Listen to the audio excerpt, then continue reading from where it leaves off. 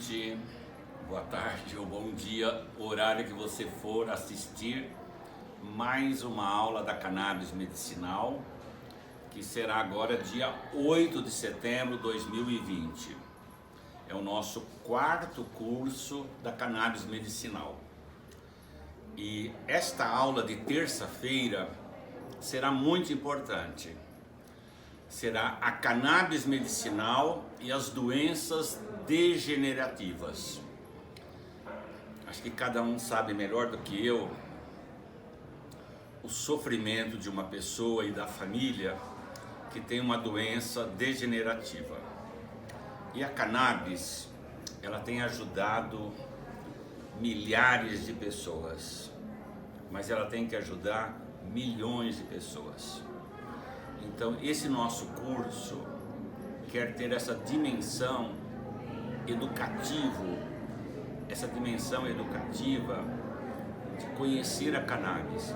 Mas não é para conhecer só para mim, é para que a gente possa passar isso para os amigos, vizinhos, né? Que todo mundo saiba dos valores medicinais da cannabis. O que está acontecendo? A cannabis, para ela chegar numa família, é R$ 2.500. Essa é uma política criminosa, desumana, injusta. E o vice-presidente da República, que é um general, Mourão, envolvido em tramóias de 22 milhões, vem agora dizer que não vai legalizar a cannabis, porque senão vão até fazer CNPJ e querer vender para Pfizer. Esses são os canalhas que não têm sensibilidade. Esse general Mourão, ele nem parece que nasceu de uma mãe, parece que nasceu de chocadeira elétrica. Não é só ele, o Osmar Terra e outros. Eu estou dizendo isso com toda a convicção do mundo que nós temos que mudar essa realidade. Então, quando as pessoas nos procuram e se alegram porque o pai estava com Alzheimer e melhorou 80%, nossa, que qualidade de vida! E as pessoas que têm as doenças degenerativas? A cannabis, ela tem ajudado bastante. Por isso, esse nosso movimento, nós estaremos em breve em Ubatuba, depois nós iremos para o ABC e até o final do mês nós vamos até Penedo, no Rio de Janeiro. Eu estou falando isso porque cada um seja um apóstolo, como São Paulo, sai caminhando e vai falando da cannabis. E mais ainda, vamos plantando a cannabis. Hoje me mandaram uma foto de um pé de cannabis, nasceu na sarjeta da calçada. Alguém plantou ali, ou o passarinho que trouxe. Então a cannabis é uma santa erva. Eu já disse aqui para vocês que a cannabis, ela está presente no nosso organismo. Isso é a coisa mais bela da ciência, da pesquisa. O Dr. Rafael Mechoulam de Israel, que teve essa luz belíssima de descobrir que dentro de nós tem elementos da cannabis medicinal. Que coisa fantástica, que coisa assim que eu fico até emocionado quando esse quadro aqui do meu amigo que me deu de presente revela bem a cannabis, ela presente na nossa vida. Quando nós vamos tendo algum tipo de sofrimento, é sinal que o nosso sistema endocannabinoide, ele não está produzindo os elementos da cannabis. Então, quando eu tomo o óleo da cannabis, é como que um reforço no meu organismo. Por isso que quem tem Parkinson, quem tem dores, quem tem o câncer, quem tem autismo, tem 3 milhões de pessoas que têm epilepsia e convulsões no Brasil. E o grande caminho para as convulsões e epilepsia, está tocando o sino agora da missa, mas o grande caminho é que Vamos plantar a cannabis medicinal. Eu peço a todas as pessoas que têm sementes que façam uma doação de sementes na sua comunidade, vá plantando. E não é fácil, tem muitas famílias que têm preconceito. Outro dia um jovem me falava: padre, a minha mãe não quer que eu plante. Mas aí eu cheguei lá em casa e falei: mãe, eu trouxe semente de tomate. A mãe está feliz porque o filho está plantando tomate em casa agora. Eu quero ver a hora que começar a dar o tomate.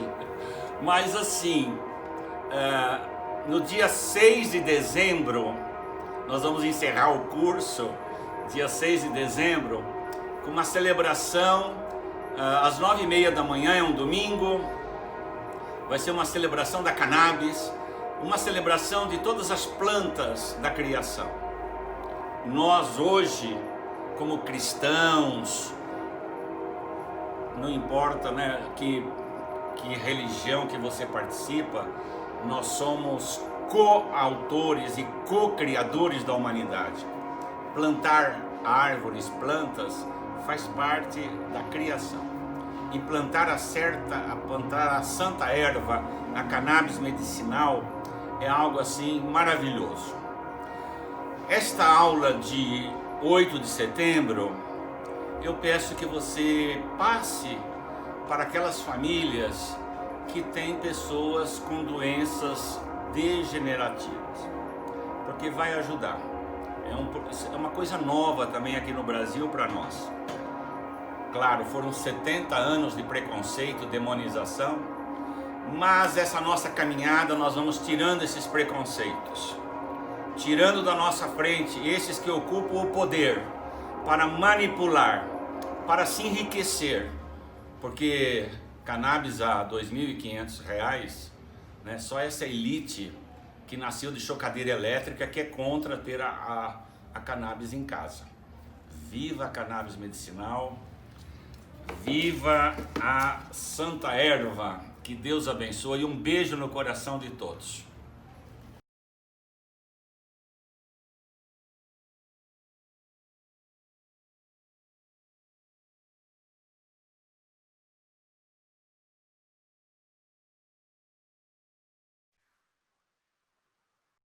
Olá, o meu nome é Naomi, eu sou psiquiatra e eu vou falar um pouco para vocês sobre o papel da cannabis na terapia das doenças neurodegenerativas.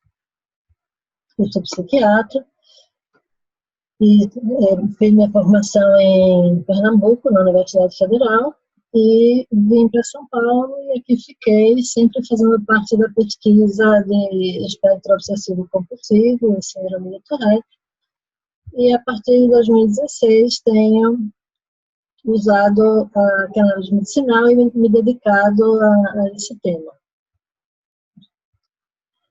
As doenças neurodegenerativas, elas são caracterizadas por neuroinflamação. A ativação da microglia do tipo 1, ou seja, citotóxica, pró-inflamatória, ocorre de início como uma maneira de defesa contra as agressões ao tecido neuronal, mas a perpetuação dessa ativação acaba levando a um estado de neuroinflamação crônica que acaba por ser prejudicial. É o mesmo mecanismo que acontece nas doenças autoimunes, né? Essa neuroinflamação crônica acaba levando a uma neurodegeneração. A gente sabe que o sistema endocannabinoide está relacionado ao sistema de defesa do nosso cérebro, sendo que as principais células de defesa, que são a microglia e os astrócitos, eles têm receptores CB1 e CB2 e também produzem os endocannabinoides, que são a anandamida e o 2-EG. A anandamida se liga ao receptor CB1, que é onde se liga também o THC e o CBD. Os astrócitos são responsáveis pela homeostase cerebral, Né? O que é isso? A homeostase é um equilíbrio que tem que acontecer no nosso organismo, e do mesmo jeito que acontece no nosso corpo em geral, quando a gente tem as duas vias de defesa imunológica, que é a TH1 e TH2, né, uma pró-inflamatória e outra anti-inflamatória, ela quando se desregula no cérebro, ou seja, quando você tem uma lesão neuronal, pode ser por hipóxia, falta de oxigênio, pode ser por uma hemorragia, um tumor, alguma outra doença. Você tem uma ativação das células de defesa, a microglia e os astrócitos, e quando isso acaba saindo do controle, ou seja, quando o sistema de defesa não consegue dar conta daquilo, se instala então um processo de neuroinflamação crônica. Os astrócitos, eles têm essa função de manutenção da homeostase cerebral, e eles fazem isso removendo íons e neurotransmissores, como o glutamato, que em concentrações acima do normal podem ser citotóxicos, né, lesando o cérebro. Além disso, os astrócitos têm o papel de fornecer energia aos neurônios e têm um papel protetor por meio da liberação de fatores tróficos e enzimas antioxidantes. Quando estão ativadas, eles liberam citocinas pró-inflamatórias que contribuem para a neuroinflamação. Além disso, liberam óxido nítrico. Outra coisa que acontece, e que foi comprovada em estudos, é que os astrócitos que foram ativados pela interleucina 1-beta, quando deram os canabinoides, eles inibiram a expressão de óxido nítrico e várias quimiocinas pró-inflamatórias, mostrando que os canabinoides têm um papel em reduzir a neuroinflamação.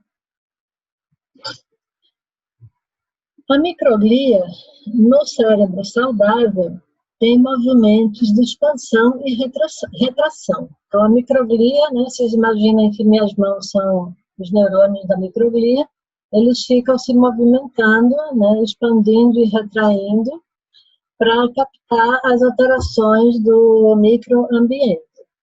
Então, quando ele percebe que tem uma lesão, a microglia é ativada, ela aumenta esse movimento e se desloca ao local da lesão para poder conter essa agressão.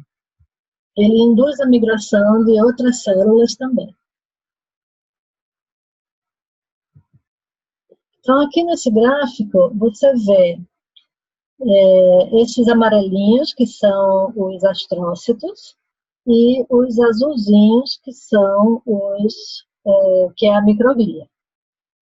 Então, vocês veem eles no estado normal e no estado ativado. No estado ativado, eles ficam hipertróficos, ou seja, eles aumentam de tamanho e começam a secretar essas citocinas pró-inflamatórias, e quando isso não se reverte, você entra num estado patológico de neuroinflamação. Os canabinoides estão relacionados a essa neuroinflamação, no sentido de proteger o organismo da lesão.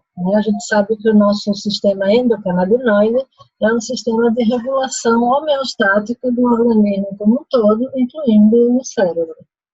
Então, a anandamida reduz a quantidade de endotoxinas, óxido nítrico sintetase e TNF-alfa, que é liberada, potencializa a liberação de interleucina 6, que é anti-inflamatória, reduz a ativação da microglia e reduz a morte neuronal induzida por placa beta-amiloide, que é um dos mecanismos que acontece na doença de Alzheimer.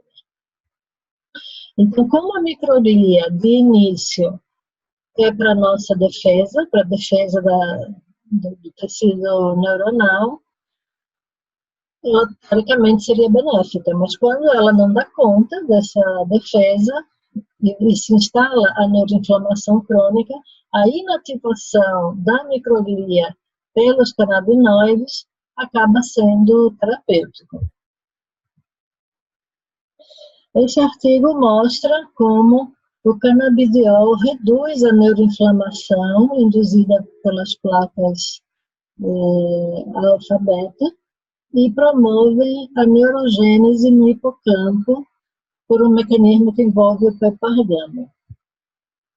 A gente sabe que a neurogênese no hipocampo é uma coisa que acontece na depressão, ou seja, existem estudos que comprovam que na depressão você tem uma redução do tamanho do hipocampo, e quando você dá antidepressivo, o hipocampo volta ao seu tamanho anterior, por meio de neurogênese. Por conta disso, é que se especula que o canabidiol tenha um papel também no tratamento da depressão, e na prática clínica a gente percebe que de fato tem. Então, não é só na doença neurodegenerativa que a gente vai ter neuroinflamação, mas também em depressão e outras doenças neuropsiquiátricas. O canabidiol, ele reduz a hiperfosforilação dos neurônios em cultura de neurônios, isso são todos estudos que foram feitos. Ele inibe a GSK3, reduzindo a formação de placa beta-amiloide, que, como eu falei, tem um papel na doença de Alzheimer. Protege os neurônios contra a toxicidade do glutamato. Então, o glutamato tem um papel importante nas encefalopatias, na epilepsia. Ativa o PPAR-gama, que tem ação anti-inflamatória, reduzindo a gliose e promovendo a neurogênese, e tem um efeito anti-inflamatório mediado por adenosina A2-alfa e 5-HT1A. O CBD tem vários mecanismos de ação, então a gente sabe que ele antagoniza o CB1, que é o receptor onde se liga o THC, de maneira que a gente consegue usar o THC na presença do CBD, de preferência com doses maiores do CBD em relação ao THC, para minimizar os efeitos colaterais do THC em pacientes suscetíveis. Em relação à neuroinflamação, o que nos interessa aqui é que ele ativa receptores amiloides que têm um efeito antinociceptivo da mesma maneira que ocorre com a capsaicina. Os receptores amiloides têm relação com toda essa cascata inflamatória. Além disso, a inibição do óxido nítrico também, e as propriedades antiproliferativas e pró-apoptóticas.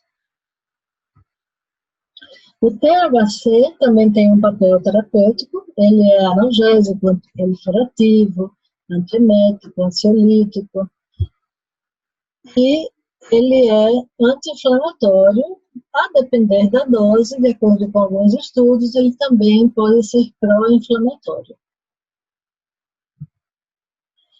As doenças neurodegenerativas são várias, existem mais de 600 doenças neurodegenerativas, não tem como a gente falar aqui de todas, mas as mais comuns, e que a maioria das pessoas já ouviu falar, são a doença de Alzheimer, a doença de Parkinson, a esclerose múltipla, a doença de Huntington, paralisia supranuclear progressiva e várias outras. Existem vários estudos em modelos animais, em estudos pré-clínicos, ou seja, estudo pré-clínico é aquele estudo que é feito antes de chegar na clínica humana, são estudos feitos em animais. Os estudos clínicos já são feitos em humanos. Então, existem vários estudos em modelos animais de Alzheimer, mostrando que existe um envolvimento do sistema endocannabinoide na doença de Alzheimer, e existem estudos clínicos também que mostram que o sistema endocannabinoide está alterado nos pacientes que têm Alzheimer.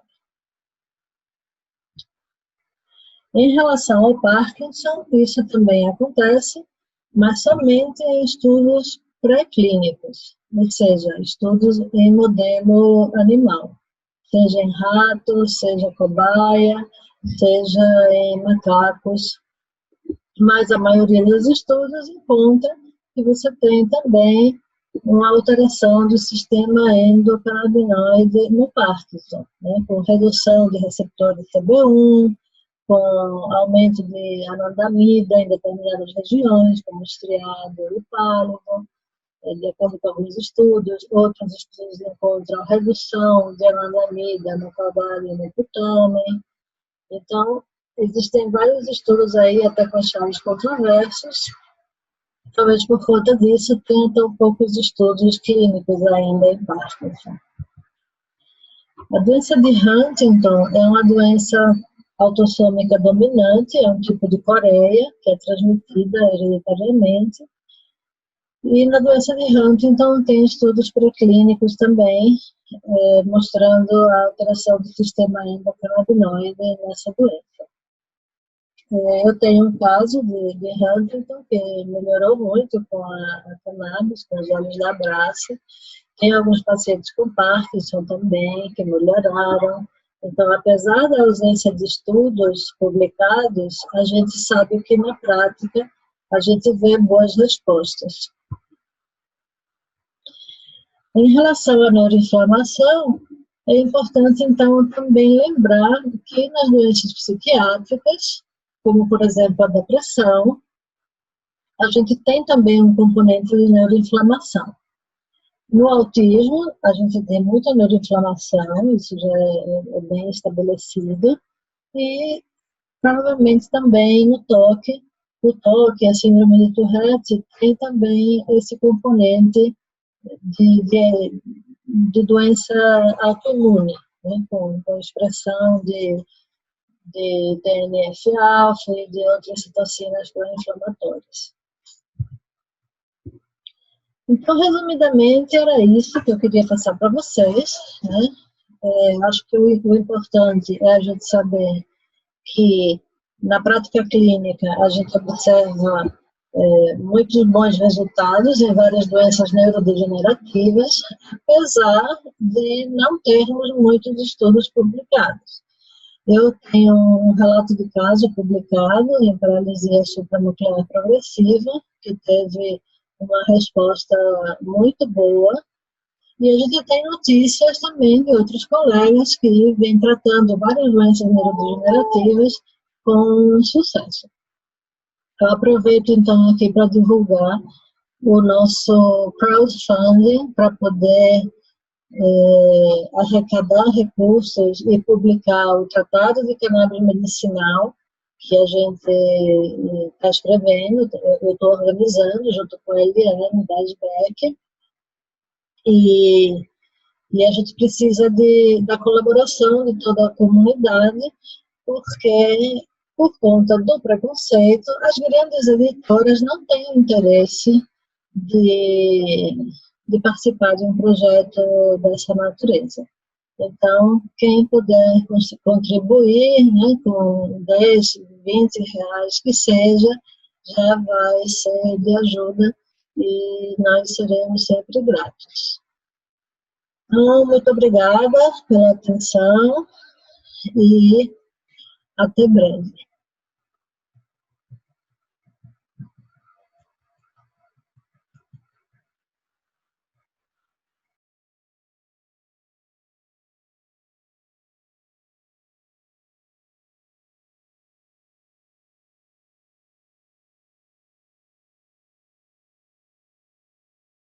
Boa noite. Para começar, gostaria de agradecer a oportunidade de apresentar mais uma vez uma aula nesse curso. É um curso que eu tenho grande carinho. Cumprimentar o Padre Ticão, Gabi, Fernando, todos os amigos e amigas. E, para quem não me conhece, meu nome é Paulo, sou professor do Departamento de Psicologia da Universidade Federal de Rondônia. Sou membro, faço parte do setor de orientação do PROAD, que é o Programa de Orientação e Atendimento de Dependentes da Unifesp. Também sou membro da Associação Cultural Canábica, a CUCA, e da Sociedade Brasileira para Estudos da Cannabis, a SBEC. E essa noite eu vou conversar um pouquinho com vocês a respeito do sistema endocannabinoide e do envolvimento desse sistema no desenvolvimento do sistema nervoso central. Bom, começando com o sistema nervoso central, o sistema nervoso, diferente de outros sistemas orgânicos, que o nome está relacionado com a função, né? Sistema digestivo digere, sistema respiratório respira. O sistema nervoso ele está relacionado com a composição dele, do que é feita a estrutura, né? De nervos. Tá? E se a gente fosse pensar em funções para esse sistema nervoso ele vai ser responsável por detectar informações do ambiente, processar essas informações e promover respostas comportamentais de relação do organismo animal com o ambiente. Aqui nessa imagem a gente tem uma representação aqui do lado esquerdo da parte sensorial do sistema nervoso, né? Isso aqui para diferentes órgãos dos sentidos, no caso aqui estou falando de sensibilidade tátil, mas vale para as demais modalidades sensoriais também. O que vai acontecer? Uma informação ambiental, algo no ambiente, vai gerar uma mudança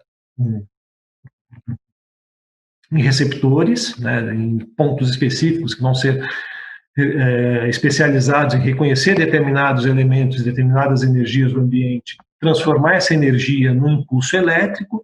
Esse impulso elétrico ele vai percorrer diferentes estruturas até chegar no córtex e a gente ter consciência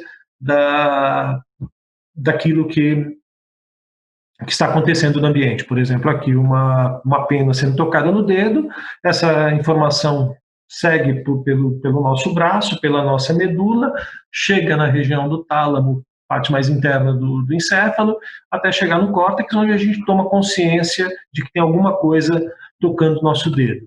Né? E aqui do lado direito eu tenho vias motoras, uma parte motora do sistema em que eu vou ter um conjunto de neurônios aqui no chamado córtex motor primário, que a atividade elétrica deles vai se propagar para diferentes estruturas do sistema nervoso, vai chegar na medula vai ter contato com um neurônio que faz contato com o músculo, e esse neurônio que faz contato com o músculo vai passar a informação e vai gerar uma movimentação desse músculo, promovendo uma resposta comportamental.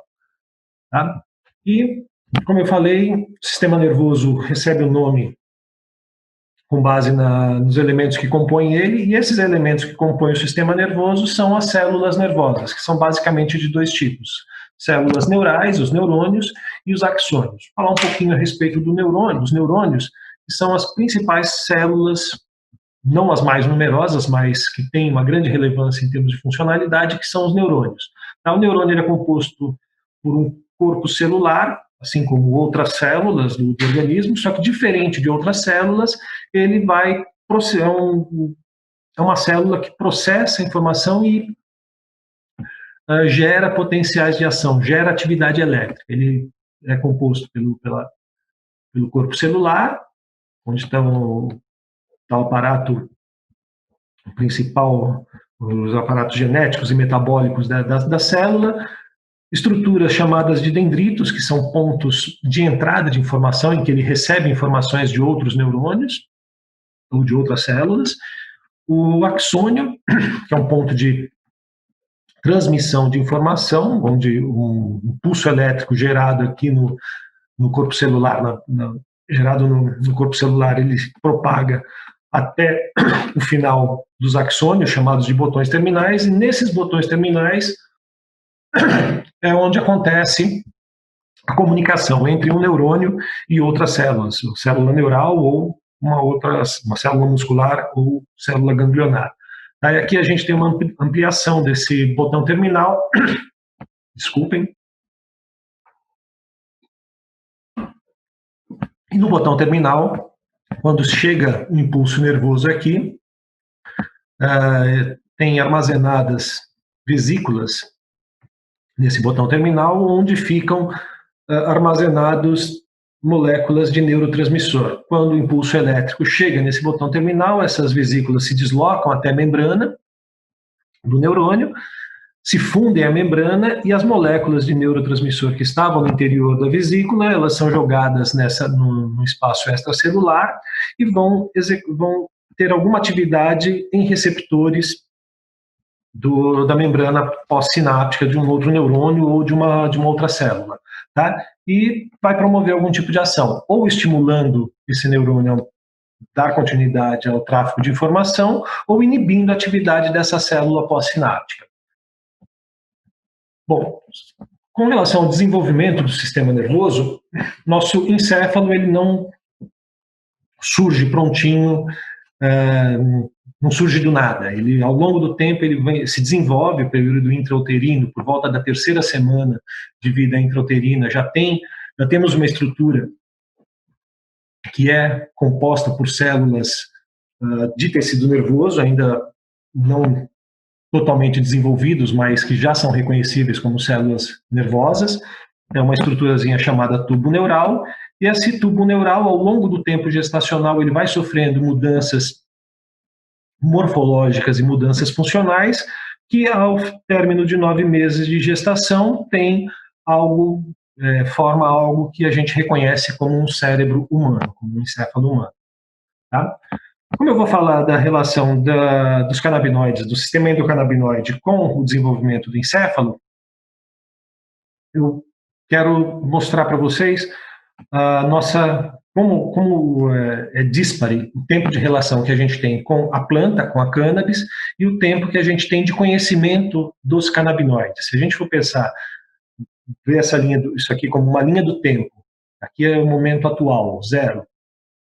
Milhares de anos atrás, a gente vai ver que por volta de 8, 9 mil anos atrás, quando começou-se a domesticação de animais, de plantas, a cannabis foi uma das primeiras plantas a serem domesticadas pelos seres humanos e ser cultivada com propósitos específicos, né?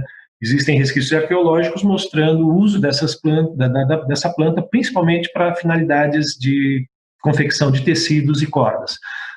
Embora a gente já tenha relação com essa planta há bastante tempo, o primeiro registro de uso terapêutico é de mais ou menos 4 mil anos atrás, numa farmacopeia chinesa, em que são apresentadas algumas indicações de uso terapêutico da cannabis. Mais ou menos a mesma época em que a gente tem o primeiro registro escrito do envolvimento do que a gente tem no interior do nosso crânio com a gênese de alguma doença, que é a relação do sistema nervoso com patologias, né? Isso localizado num papiro egípcio. Tá? E é interessante notar que mesmo esse primeiro registro escrito do uso terapêutico da cannabis ser um registro chinês, outras culturas também têm registros do uso da cannabis para finalidades médicas. Tá? Egípcios, gregos, romanos, culturas antigas utilizavam a cannabis, tanto a cannabis como o ópio e o álcool, como elementos bastante importantes para tratamento de patologias. Tá? Embora a gente tenha, ao longo de 8, 9 mil anos aí se relacionado com a cannabis, foi somente a partir da segunda metade do século XX que a gente começou a ter um entendimento mais refinado dos canabinoides. Embora algumas substâncias produzidas pela cannabis já tivessem sido identificadas no final do século XIX, somente no final do século XX que a gente conseguiu ter uma compreensão maior a respeito dos canabinoides. Tá? Como eu falei, vários registros históricos e arqueológicos mostrando a relação de longa data que nós mantemos com essa planta, né? Cerâmicas, escritos, restos mortais junto com fibras de cânhamo, com sementes de cânhamo, mostrando tanto a relação, o uso dessa planta para finalidades industriais, como para finalidades terapêuticas, recreativas e espirituais. Tá? Mas a gente começa a ter uma compreensão mais aprofundada e mais refinada de como essa planta age, como que os compostos dela interagem com o nosso corpo, somente a partir do século XIX. Né? Eu coloco aqui no início do século XIX, 1804, como um ponto importante no campo da farmacologia, que foi a primeira vez que os seres humanos conseguiram extrair de um composto orgânico um princípio ativo. Né? A morfina foi a primeira substância, o primeiro princípio ativo extraído de material orgânico, no caso do ópio, né? Isso em 1804. Ao longo de tudo, aqui eu coloquei 1987, 1897, que foi quando foi sintetizada e lançada no mercado a aspirina, e também outros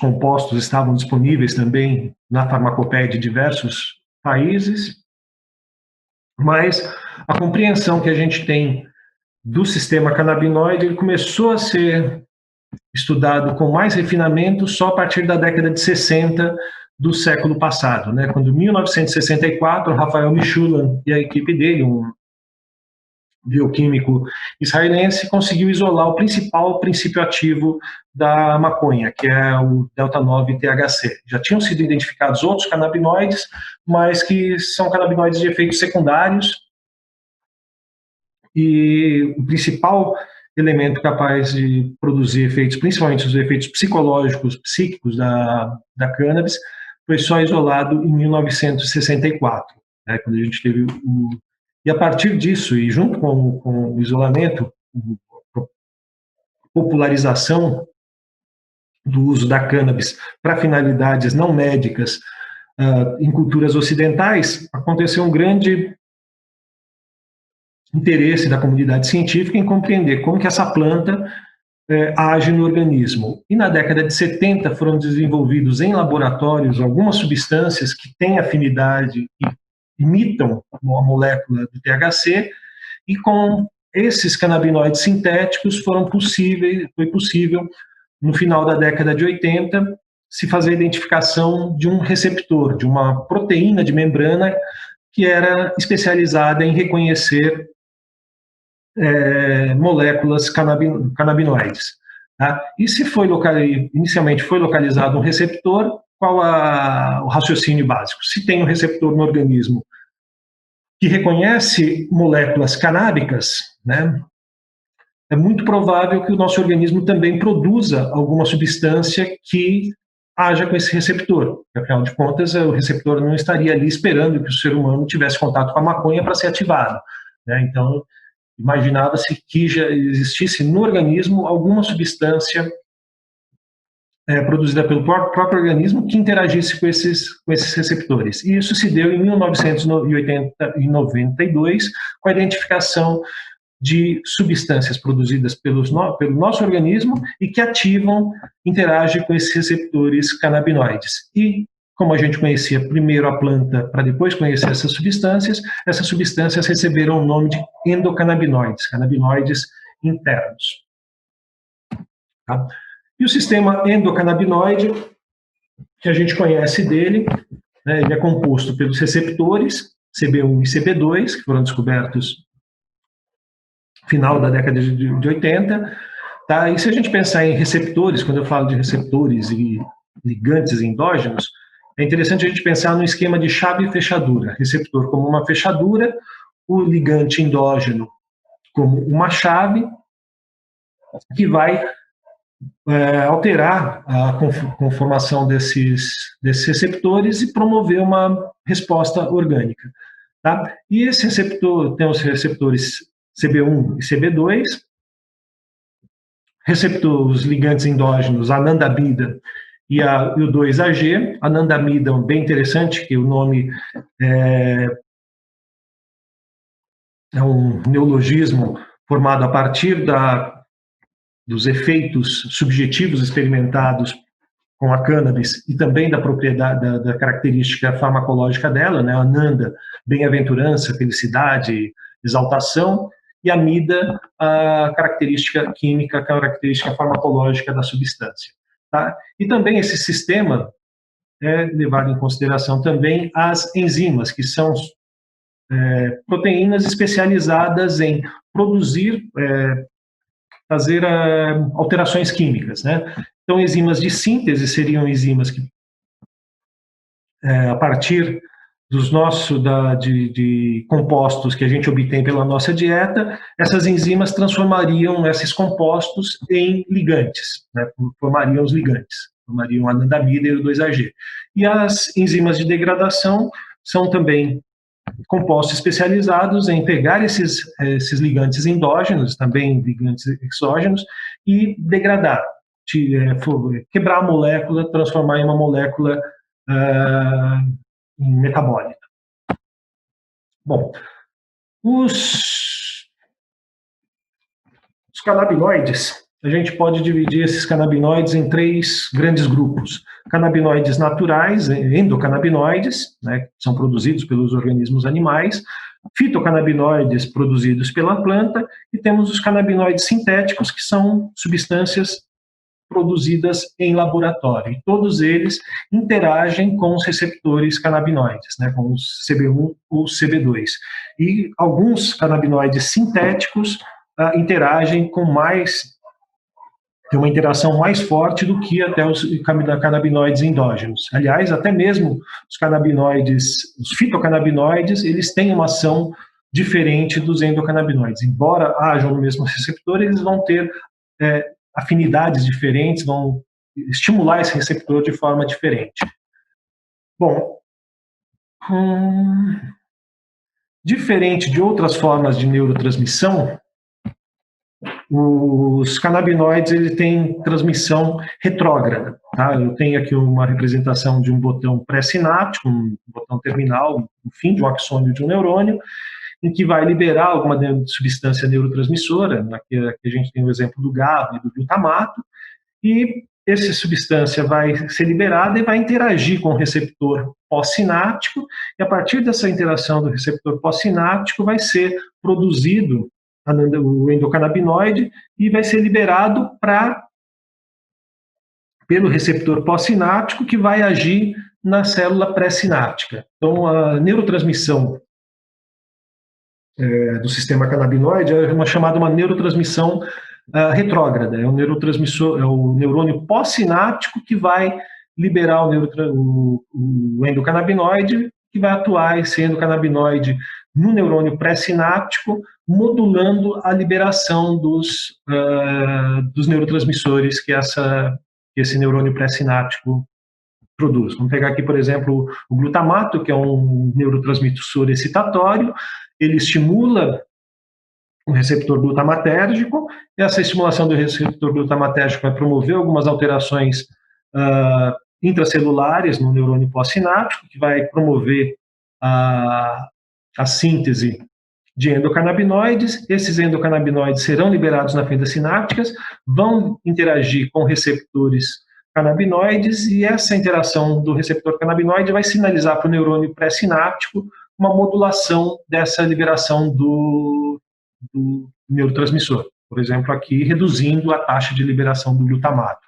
Aí um dos efeitos, por exemplo, o neuroprotetor dos canabinoides. O glutamato ele é um neurotransmissor excitatório, e uma hiperexcitação do neurônio poderia promover uma lesão dele. Como o endocannabinoide vai modular essa liberação de glutamato, diminui a hiperexcitação do neurônio pós-sináptico. Bom, e a gente tem aqui nessa imagem uma representação de localização onde está presente receptores CB1 e receptores CB2. Tá? A gente tem uma grande quantidade de receptores CB1 no sistema nervoso central, temos receptores CB2 também, mas menor quantidade no sistema nervoso central, mas principalmente localizados em células gliais, e receptores CB2 localizados, aqui a gente tem uma representação de um corpo humano, que se eu fosse colocar se fôssemos colocar aqui todos os receptores CB1 ou CB2, ficaria tudo verde essa imagem, né? Nós temos receptores para canabinoides nos músculos, nas vísceras, em muitas partes. Tá? E é interessante notar que no tronco encefálico a gente tem ausência tanto de CB1 quanto de CB2. Isso é um fator bastante interessante, que é associado à ausência de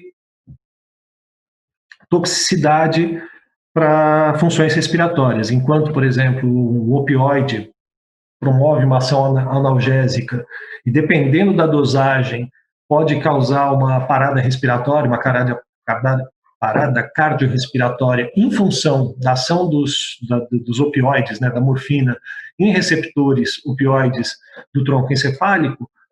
Os canabinoides, eles não têm ação, praticamente não têm receptores, praticamente ausente receptores no tronco encefálico. Bom, e falando da relação dos endocannabinoides com o desenvolvimento do sistema nervoso, começar primeiro falando dos níveis de anandamida ao longo do período gestacional. Tá?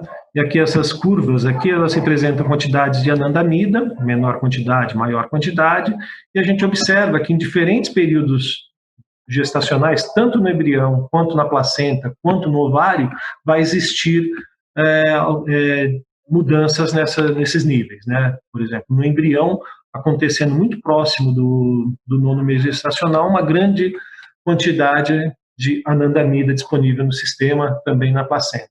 Tá? Quem tiver interesse em conhecer um pouquinho mais a respeito dessa participação do sistema endocannabinoide em funções reprodutivas, tem aqui na base aqui a gente tem a referência.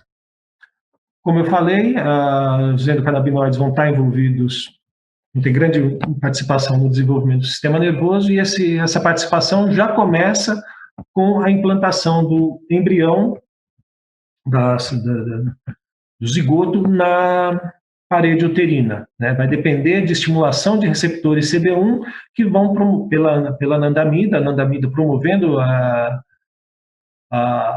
ativação de receptores CB1 das células embrionárias, e essa ativação de receptores CB1 vai promover a implantação do embrião à parede uterina. Então, a participação do sistema canabinoide é bastante precoce. Aliás, é bastante interessante notar que o sistema canabinoide está presente em um dos primeiros sistemas de neurotransmissão que se desenvolvem. Tá? Bom, e falando do desenvolvimento do sistema nervoso central em si, a gente vai ter, como eu já falei anteriormente, ao longo do período gestacional vão ocorrer mudanças na configuração da morfologia e da função do sistema nervoso, e essas mudanças vão ocorrer em etapas diferentes, pode ser divididos em processos diferentes, que acontecem de forma mais ou menos paralela, sequencial, não necessariamente sequencial, mas acontece de forma concomitante. E eu vou falar um pouquinho a respeito desses processos e como os canabinoides estão envolvidos nesses processos. Tá? Bom, primeira fase de desenvolvimento do sistema nervoso é a criação de células nervosas, também chamada de neurogênese e gliogênese. Neurogênese, criação de células neuronais, de neurônios, e gliogênese, a formação de células gliais. Tá? Células que estão localizadas em zonas ventriculares paralelas próximas às zonas ventriculares do tubo neural, elas vão se dividir, formam células chamadas células filhas, são células ainda troncos, são células indiferenciadas, e essas células filhas, em algum momento, elas vão deixar o ciclo de divisão celular e elas vão adquirir características que já dá para identificá-las como células nervosas, né, e acabam sendo chamadas de neurônios jovens. Aqui eu tenho uma representação dessa neurogênese. Eu tenho uma célula-tronco. Essa célula-tronco ela vai sofrer ação química, né, de alguns elementos de alguns elementos químicos do nosso organismo, e dependendo de qual substância que vai estar estimulando essa célula, e toda essa estimulação programada geneticamente, né, ocorre de forma pré-programada, e essas células elas vão se diferenciar, ou se transformar numa célula glial, né, esses dois tipos aqui são células gliais, ou vão se transformar em neurônios. E nessa imagem aqui, eu tenho aqui a representação de um tubo neural e diferentes populações celulares que vão sofrer ação de diferentes substâncias químicas, também produzidas pelo organismo e que podem sofrer ação de substâncias exógenas consumidas pela mãe, mas que vão, a partir da ação dessas substâncias e por programação genética, vão se converter em diferentes sistemas, né? Aqui o sistema neurônios GABAérgicos, neurônios dopaminérgicos, e todos esses vão ter a ação, para essa formação vai ter participação dos canabinoides. Os canabinoides vão estar presentes aí, sinalizando tanto os ligantes, né, anandamida e 2-AG, como também as enzimas de síntese e degradação vão estar presentes no ambiente celular aí, promovendo a diferenciação, a diferenciação dessa célula-tronco ou em células neurais ou em células gliais. Tá? Uma segunda etapa do desenvolvimento do sistema nervoso é a migração, é o deslocamento dos neurônios da região onde eles foram criados, onde eles foram gerados, até regiões em que vão formar estruturas diferentes do sistema, né? Os neurônios jovens migram, eles se deslocam por uma célula chamada célula glial. Essa célula serve como um trilho que vai da região ventricular. Essa região ventricular é uma região mais interna do tubo neural e vai guiar para regiões mais distais, mais externas do tubo neural. Assim como o processo de neurogênese, o processo de migração, ele também é determinado por sinalização química, e os endocannabinoides têm papel importante nessa sinalização, né? Porque ao nascer os neurônios são arredondados e sem projeções, não tem ainda característica de um neurônio com axônio e dendritos, e quando eles migram, eles vão se tornando alongados, uma parte que vai adiante, que é um prolongamento líder, que deixa eu mostrar nessa imagem aqui, fica melhor, né? Aqui a gente tem uma região ventricular, aqui uma imagem representando uma região ventricular, uma célula glial, onde o neurônio jovem ele vai se deslocar, né, ele vai aderir a essa célula, por sinalização química ele vai se deslocando e vai formando diferentes camadas do sistema, né? Então a célula ela se forma numa região ventricular e ela vai se deslocando para regiões mais externas, e com uma programação genética e toda uma sinalização química bastante precisa, bastante refinada, vai se formando as estruturas do sistema. Tá? Além de se deslocarem os neurônios produzidos, os neurônios, depois de se deslocarem, eles passam a começar a ter diferenciações morfológicas, tá? Morfológicas e funcionais. Ele começa a ter, surgem os prolongamentos, né, que são as ramificações dendríticas, que serão pontos de entrada de informação desse neurônio, e também a formação do axônio, que vai se comunicar, que vai ser um ponto, que vai ser uma estrutura do neurônio, que ao longo do tempo vai manter quase contato com outros neurônios, uma célula muscular ou células do sistema endócrino. E também começa a funcionar toda a maquinaria celular que é necessário para esse neurônio se tornar totalmente funcional, né? A produção de receptores, produções de canais iônicos, enzimas e neurotransmissores que vão permitir que esse neurônio, além de ter as características morfológicas, ter o formato de um neurônio, ele também tenha a capacidade de ter funções reconhecidamente de um neurônio. Tá? Aqui.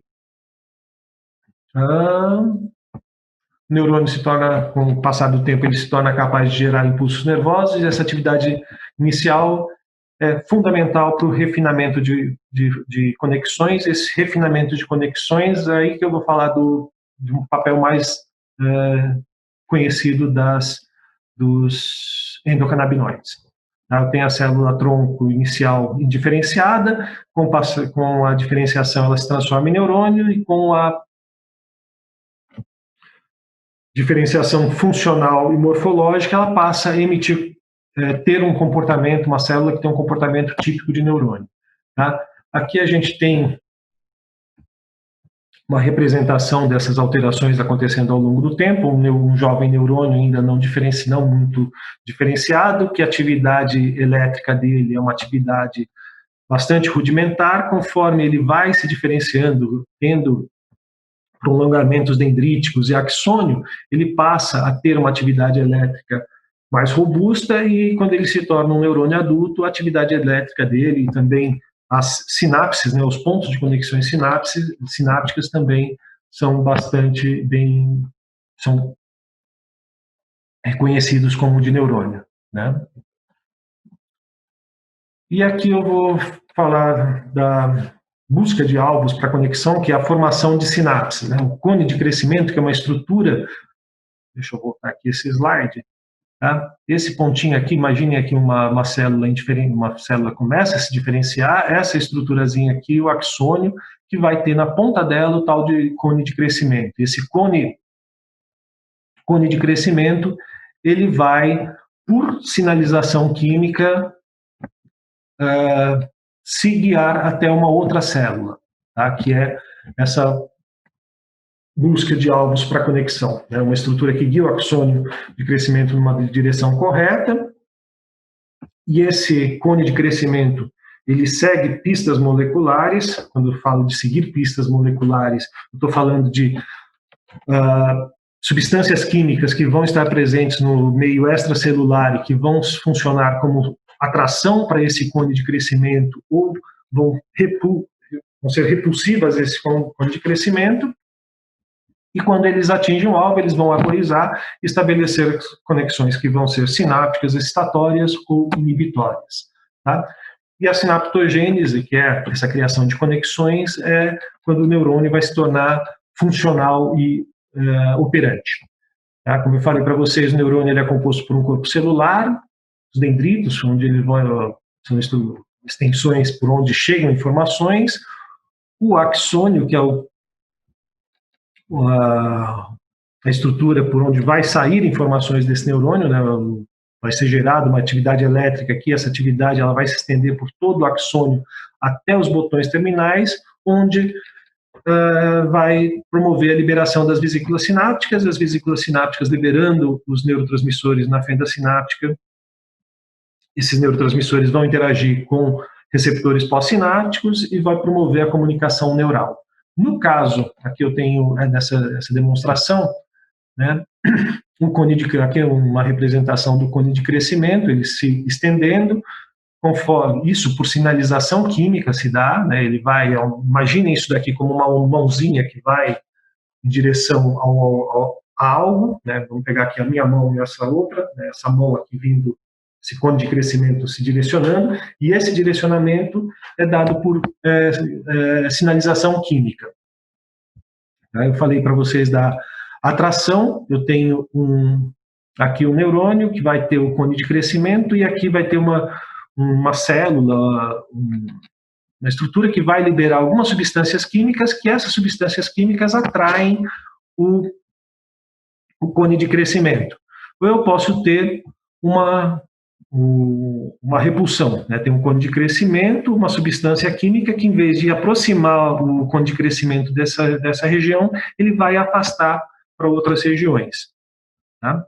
E com isso, né, com essa atração ou repulsão, a gente vai ter uma seleção dos neurônios, porque para o neurônio se manter vivo e ativo, ele vai precisar de sinalizações do neurônio, do alvo dele, né? O neurônio, se ele não achar um alvo, ele, com o passar do tempo, ele vai ser eliminado, né? Ele vai ser, aqui é uma representação dos cones de crescimento indo em direção a uma determinada célula. Essa célula ela vai liberar alguns fatores de crescimento, alguns fatores neurotróficos, que esse neurônio pré-sináptico ele vai captar e que vai servir como uma espécie de nutrição para esse neurônio. Se o neurônio não conseguir captar esses fatores neurotróficos, ele acaba sendo eliminado, né? Acaba se extinguindo. E aqui, falei para vocês, uma participação dos canabinoides para essa sinaptogênese. Eu vou pegar aqui a formação, imagine um cone de crescimento, e durante o deslocamento do cone de crescimento em direção ao seu alvo, os endocannabinoides eles precisam estar bloqueados, e esse bloqueio permite, né, por exemplo, o endocannabinoide 2-AG aqui, ele é bloqueado pela enzima de degradação e que permite esse cone de crescimento se direcionar para um determinado ponto. Tá? Isso aqui é uma situação endógena. Vamos pegar agora uma situação em que não é natural, eu tenho acréscimo de um canabinoide exógeno, um canabinoide fitocannabinoide ou um canabinoide sintético. Com isso, né, as enzimas como vamos pegar, por exemplo, o THC, que tem uma afinidade maior com receptores do que o 2-AG, a enzima de degradação, essa MAGL, não conseguiria dar conta, né, não conseguiria inibir a ação do THC, e com isso, em vez do direcionamento seguir o seu caminho natural, esse direcionamento poderia ser alterado em função da ativação de receptores canabinoides localizados no cone de crescimento. Esses receptores canabinoides localizados no cone de crescimento, eles, se estimulados, eles redirecionariam para onde o cone de crescimento, para onde o axônio iria executar sua conexão, onde vai se conectar. Tá? Se está tudo numa situação endógena, a quantidade de enzima e quantidade de 2-AG se equilibram. Quando eu tenho o THC, um outro ligante sintético, a força farmacológica desse THC vai ser maior, vai anular a ação do 2-AG, e a enzima de degradação ela não vai ser forte o suficiente para inibir a ação do THC, e vai ter a estimulação, a ativação dos receptores canabinoides em momentos que não era para ser estimulados. Né? O desenvolvimento do sistema nervoso ele se dá de uma forma bastante refinada, em que tem processos que precisam acontecer no tempo e no local correto. Caso contrário, pode acontecer mudanças no desenvolvimento, né? A formação do sistema se dá de uma forma não esperada. Vamos pegar aqui, por exemplo, aqui a gente tem os receptores de CB1, que devem estar ao longo de um determinado tempo, eles devem ser silenciados, não podem estar ativos, né? No caso, 2-AG os endocannabinoides não agiriam num determinado momento, para ele agir somente num momento final, que é o ponto no cone de crescimento. Quando eu tenho a ação de um endocannabinoide, de um canabinoide sintético ou de um fitocannabinoide com maior ação do que os canabinoides endógenos, ele vai promover a ativação de receptores CB1 em todo o processo, e com isso a gente tem mudanças no direcionamento desse cone de crescimento. E essa mudança de direcionamento pode ter consequências clínicas bastante relevantes. Tá? E depois de tudo isso, para o desenvolvimento do sistema nervoso, a gente tem a última etapa nesses processos de desenvolvimento, são os chamados processos regressivos, que é onde há uma poda dos excessos, né? Durante todo o desenvolvimento, por uma questão de adaptação, são criados em excesso células, axônios, dendritos, sinapses, tudo no sistema é criado em excesso, né? Só que num determinado momento esse excesso tem que ser retirado, e essa retirada é que vai possibilitar que o sistema tenha uma conexão e uma inter-relação entre as estruturas desse sistema nervoso mais precisa e mais funcional, tá? Os processos regressivos, ele vai envolver morte celular programada, chamada apoptose, poda dendrítica, que é a retirada de dendritos, poda axônica, que é a eliminação de extensões de axônio, e a eliminação também de sinapses. A morte neuronal, como o próprio nome sugere, envolve o término do neurônio, o neurônio morre, mas poda dendrítica, poda axônica e poda eliminação de sinapse não necessariamente vai resultar na morte do neurônio. O neurônio continua íntegro, só que com menos dendríticos, menos botões terminais e menos pontos de sinapse. Tá? Desses processos regressivos, a apoptose ela é bastante um elemento que tem bastante importância clínica, não só no caso do desenvolvimento do sistema nervoso, mas também para usos em outras patologias, como, por exemplo, no campo da oncologia, né? Hoje a gente sabe que os endocannabinoides ele tem uma participação chave nos processos de morte celular programada. Eu posso ter uma alteração, como vamos pegar, por exemplo, no caso de células tumorais, a ação de canabinoides pode eliminar células tumorais, acelerando o processo natural de apoptose da célula tumoral e não de outras células. Tá? Aqui uma representação, uma imagem de uma poda dendrítica, né, de uma redução, aqui ao longo do tempo de desenvolvimento do sistema nervoso. Inicialmente poucas células e poucas ramificações, conforme vai passando o tempo de desenvolvimento, isso ainda período intrauterino, aumenta o número de células, aumenta o número de conexões, e num determinado momento a necessidade de se fazer um refinamento dessas conexões, tirando os excessos. Isso é um processo natural. Tá? E depois de 9 meses de desenvolvimento ultrauterino e depois de uma vida toda, né, a gente tem aqui o desenvolvimento de um cérebro, de um encéfalo adulto, que vai chegar a uma peça que tem mais ou menos 1,3 kg, um pouco maior nos homens, um pouco menor nas mulheres, cerca de 100 bilhões de neurônios, com 10 vezes mais células gliais e muito mais pontos de sinapses, né? Termos quantitativos, é uma coisa realmente absurda. E qual a importância disso? Eu pego aqui uma frase de um dos pais da medicina moderna, que é o Hipócrates, que ele vai dizer que em nenhum outro lugar, mas do encéfalo, tudo que a gente sente, que a gente imagina, que a gente pode sentir, vem do encéfalo. Né? Aqui uma frase dele, né? Devemos saber que em nenhum outro lugar, mas do encéfalo, vem a alegria, o prazer, riso, diversão, pesar, ressentimento, desânimo e lamentação. É por isso, de maneira especial, adquirimos a sabedoria, conhecimento, enxergamos, ouvimos e sabemos o que é justo ou injusto, o que é bom, o que é ruim, o que é doce ou amargo. É pelo mesmo órgão que nos tornamos loucos e delirantes, e os medos e os temores nos assombram. Todas as coisas suportamos do encéfalo quando ele não está sadio, e nesse sentido, sou da opinião de que o encéfalo exerce o maior poder sobre a pessoa. Nessa frase aqui, nesse trecho aqui extraído de um texto do século VI, quarto antes da era cristã, a gente tem aqui exposto características tanto relacionadas ao funcionamento do encéfalo normal, quanto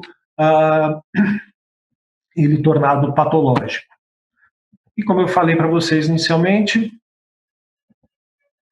o sistema ele vai ser responsável por detectar informações do ambiente, passar essas informações até chegar no sistema nervoso, né? Por exemplo, pegar aqui uma informação de um toque, uma informação tátil, e essa informação tátil se transformar em uma percepção consciente de que está me queimando o dedo, isso vai depender de uma rede de conexões muito refinadas, muito precisas, né, de centenas de milhares aí de neurônios que vão precisar estar conectados de forma precisa, e caso essa conexão não se dê de forma precisa, vai ter algum tipo de disfunção, né? Eu vou pegar aqui como exemplo uma representação de uma criança com desenvolvimento normal e uma criança com autismo, né? Aqui representando as conexões neurais, como que esse cérebro se conecta e as diferentes estruturas desse sistema se conectam,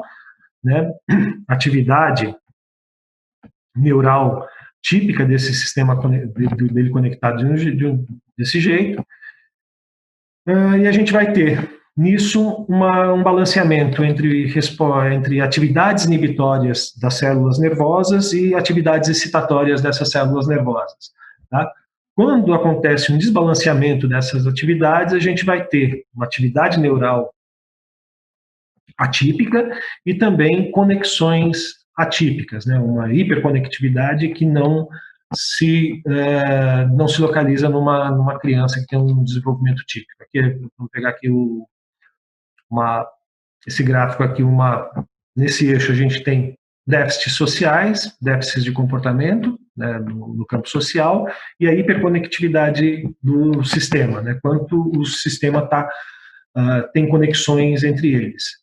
Tá? E quanto maior a hiperconectividade, que a gente observa, maiores são os déficits comportamentais dessa criança, sugerindo um desequilíbrio entre inibição e excitação dos compostos dessas células nervosas.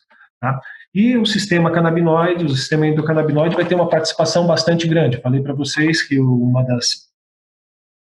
a comunicação canabinoide ela é retrógrada e uma das funções dela é permitir, por meio de retroalimentação, sinalização de excessos, né? E, nesse caso aqui, esses excessos acontecendo que poderiam ser inibidos pela ação de canabinoides. Para terminar essa nossa conversa, sempre eu lembro que é necessário dar fim à guerra às drogas, né? A gente está numa fase aí no mundo com guerra com um vírus, uma estrutura invisível ao olho nu, e o que a gente já gastou com a guerra às drogas, se tivesse sido investido em ciência, em tecnologia para outras finalidades, talvez a nossa espécie não tivesse com tanta preocupação hoje em dia. E esse fim da guerra às drogas, eu lembro dele não só porque as guerras têm como consequência a morte, né? No caso da guerra às drogas, a gente tem os comerciantes, o varejista, o policial e alguém que sai lucrando com isso tudo. Né? Isso daqui a guerra não é bom, né? Guerra não é bom porque gera mortes, e guerra também não é bom porque, no caso da guerra às drogas, em termos de funcionalidade, parece inútil. A gente tem aqui, na linha azul, um dos principais motivos os principais motivadores da guerra às drogas é diminuir a taxa de dependência de drogas. Né? E o que a gente vê nessa linha azul é a taxa de dependentes químicos nos Estados Unidos entre 1970 e 2010, e o que a gente vê na linha azul, os gastos para controlar a venda de drogas, controlar o comércio de drogas entre as décadas de 70 e 2020 e 2010. Tá? O que a gente observa é que, mesmo gastando trilhões na guerra às drogas, a taxa de dependência continua a mesma. Ou seja, se a finalidade é diminuir a dependência, essa guerra não está funcionando. Além disso, no caso específico da cannabis, a gente tem o viés de que o paciente, pessoas que precisam desse tipo de tratamento, são tratados como criminosos, estão aí à mercê das legislações. Tá? E também, quando a gente tem alguma coisa proibida, o que é proibido é não falado, não entra no nosso assunto do dia a dia, e a gente tem aqui essa imagem muito representativa, esse quadrinho, de que uma série de assuntos a gente pode falar, mas quando a gente vai falar de drogas, esse assunto não se fala com crianças, esse assunto está fora das mesas de família. E aí, um assunto não falado, ficam as entrelinhas e o que se entende por elas, né? E eu pego aqui mostrar também uma outra inutilidade da guerra às drogas, e um efeito, aliás, não uma inutilidade, mas um efeito adverso da guerra às drogas, que é a diminuição de pesquisas, diminuição de conhecimento que a gente tem a respeito de um determinado fenômeno, quando esse fenômeno é proibido. Tá? Eu tenho aqui, não relacionado a cannabis, mas relacionados a outro conjunto de substâncias, que são as drogas psicodélicas, eu tenho uma linha em que eu tenho pesquisas científicas com resultados favoráveis, mostrando que drogas psicodélicas têm algum efeito terapêutico. Tá? E na linha aqui embaixo, estudos, trabalhos científicos mostrando que drogas psicodélicas têm efeitos adversos. Tá? E o que a gente observa aqui? Num determinado momento, a gente tem alguns estudos mostrando efeitos adversos e alguns mais estudos mostrando efeitos favoráveis, efeitos terapêuticos. Tá?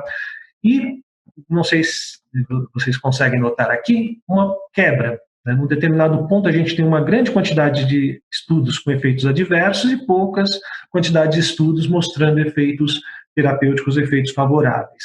Tá? Isso não se dá porque mudou a droga e se percebeu que a droga causa mais efeito. Vamos pegar aqui, por exemplo, o LSD causa mais efeitos adversos do que efeitos terapêuticos. Mas a mudança na política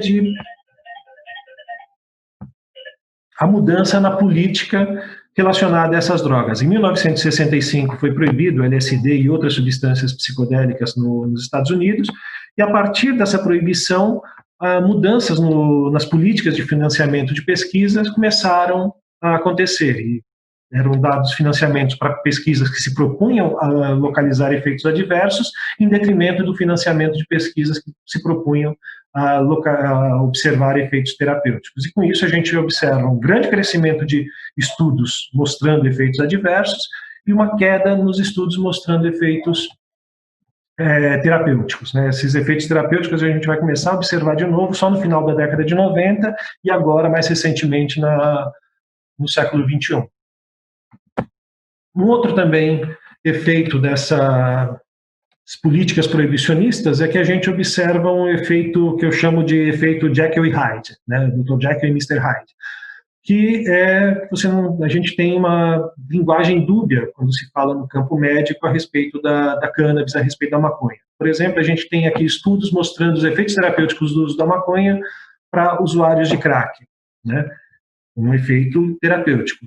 E o ano passado foi publicado pelo Conselho Profissional dos Médicos, o CFM, um texto chamado A Tragédia da Maconha, que é algo realmente, em termos científicos, é algo quase infantil, tanto pelo título quanto pelo conteúdo, né?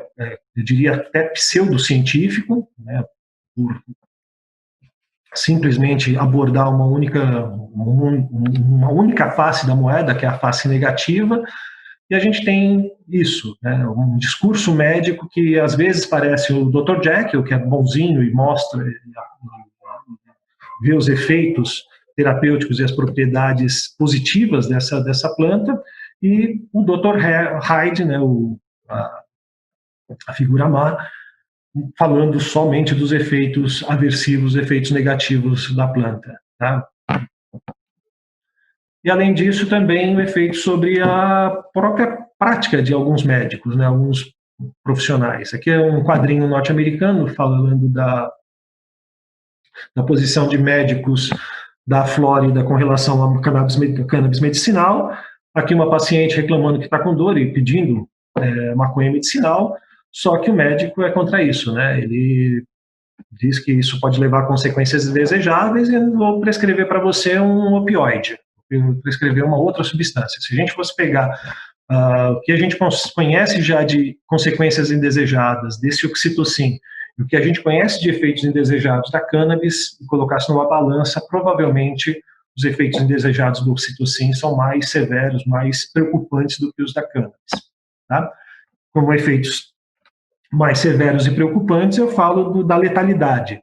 Tá? Se a gente pegar uma série de medicamentos e de outras substâncias usadas aí pelos seres humanos, não só como medicamento, mas como para finalidades recreativas, a gente vai verificar que a relação entre uma dose efetiva é a quantidade de droga que eu preciso para gerar um efeito, ou efeito psicotrópico, ou efeito terapêutico, e a dose letal, que é chamada de janela terapêutica, quando eu pego a cannabis, eu tenho uma enorme janela terapêutica. Né? Para vocês terem uma ideia, para uma pessoa ter uma overdose fumando maconha, ela precisaria fumar cerca de 800 baseados em um intervalo de 15 minutos. Tá? Uma coisa humanamente, se vocês conhecerem algum maconheiro que consiga fazer isso, me apresente, porque os maconheiros mais pesados que eu já conheci não são capazes de fumar tudo isso nesse intervalo de tempo. Né? A gente tem uma grande janela terapêutica, né? Tanto é que não existem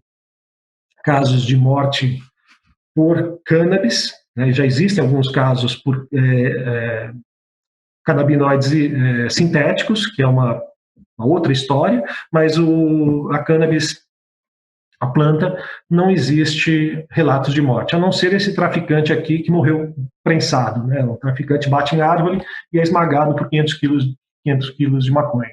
De outra forma, não aconteceria. Tá? E eu termino essa nossa fala com algo que eu procuro há bastante tempo. Né? A primeira vez que eu ouvi falar de maconha foi uma coisa bastante aversiva, né? Um vizinho, isso no final da década de 70, início da década de 80, um vizinho tinha sido preso porque tinha plantas de maconha na casa dele, porque ele era maconheiro, e ao longo do tempo eu fui estudando, estudei e vi que maconha não é tudo isso, que toda essa maldade que falam. E também tentei entender por que essa droga é proibida, né? E eu termino essa apresentação chamando aqui o Bezerra da Silva com um disco de 1992, né? A capa do disco é bastante atual, né? Embora tenha sido lançada há bastante tempo, tanto o nome do disco como a posição aí que o Bezerra faz é bastante atualizada.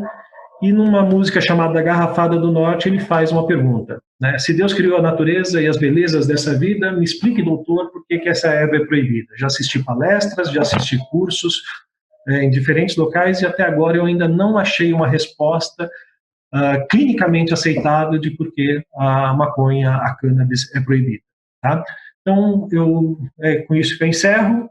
Espero que tenha ajudado aí, tenha acrescentado um pouco de conhecimento para vocês.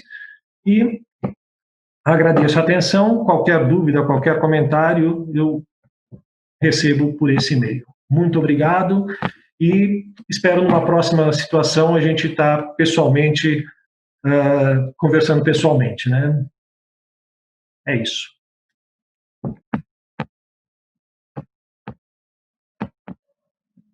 É isso? Não, é isso que eu não gravei.